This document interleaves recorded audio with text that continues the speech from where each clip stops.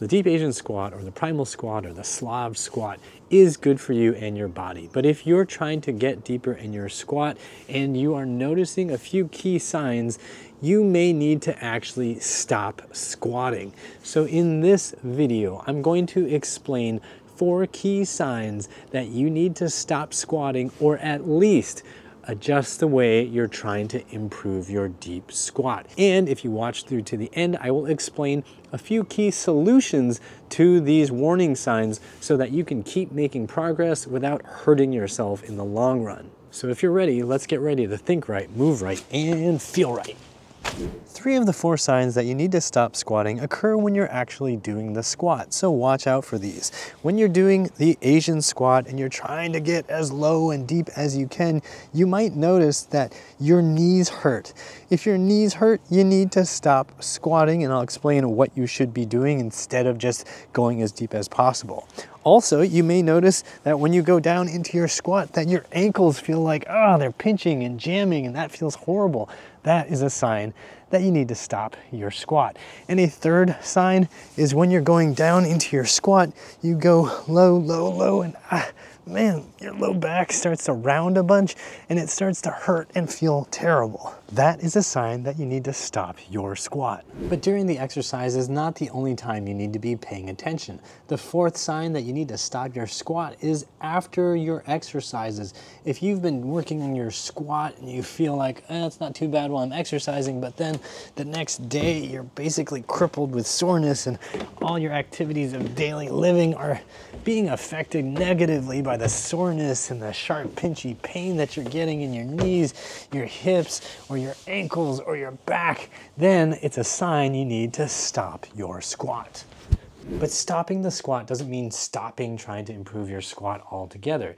Instead, it means you need to implement a few key strategies. Number 1 is to stay within a reasonable, manageable range of motion that doesn't hurt. So if you're trying to slam down into the squat and it just feels terrible, stop doing that. Instead, make sure you stay in a manageable range of motion. So maybe it means you only go a quarter of the way down and then back up. Maybe it means you stay at that higher position for longer so that your legs and your hips and your back and your ankles and your knees can all just get used to being in that position for a little bit longer. This is a much safer strategy than just trying to slam down to the bottom. And the 2nd strategy that you need to think about is using assistance. Make sure that you use a wall or a chair or even some straps to help you find the angles that you can manage so that your legs and the rest of your body can get used to going into the squat.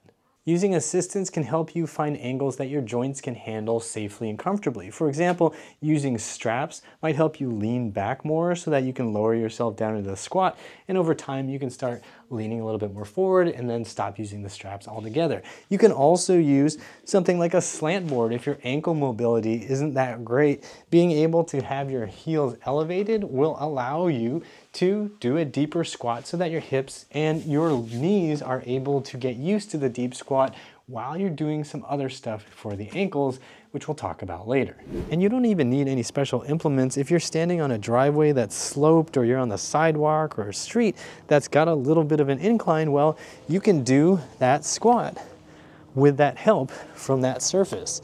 And now that brings me to the next strategy that you want to implement, and that's to actually keep the reps and the sets, keep the general intensity level lower. Because if you're noticing that your body's hurting after you're doing all these squats and all this practice, then it means you're probably doing too much and your body can't recover from it.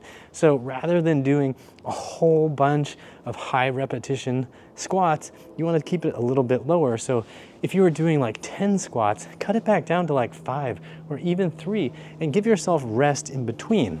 And don't think you have to do 100 in one day or anything like that. Just let yourself do a few. Maybe you do 15 in one day and then see how you're doing the next day.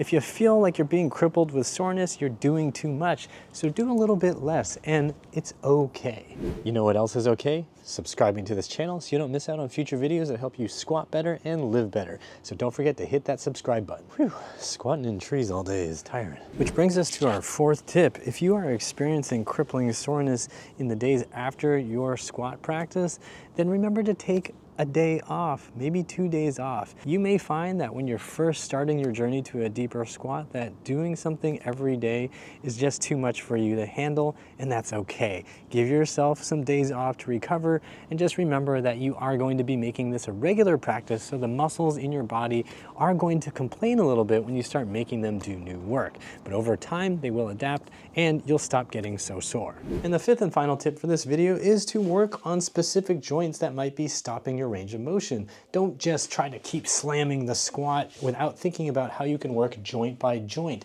So if your ankles are a little bit stuck, then you might want to be doing some more stretching for the backs of your ankles, even all the way up into the hamstrings.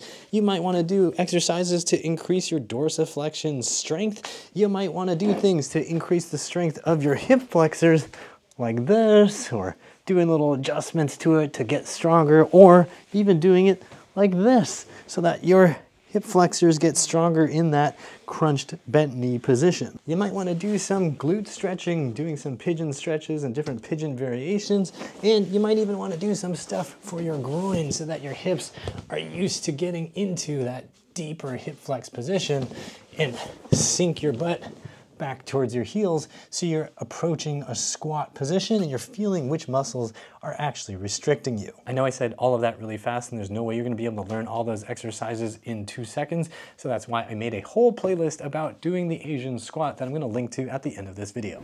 So the big takeaway here is if you're experiencing any pain in your body while you're squatting or after, then you need to implement some smarter strategies so that you can squat safely. With these strategies in place, you're gonna be able to squat pain-free pretty soon. Now I'm curious to know, have you been making any of these mistakes? What did you learn from this video? Drop me a comment down below and let me know also how deep your squat is.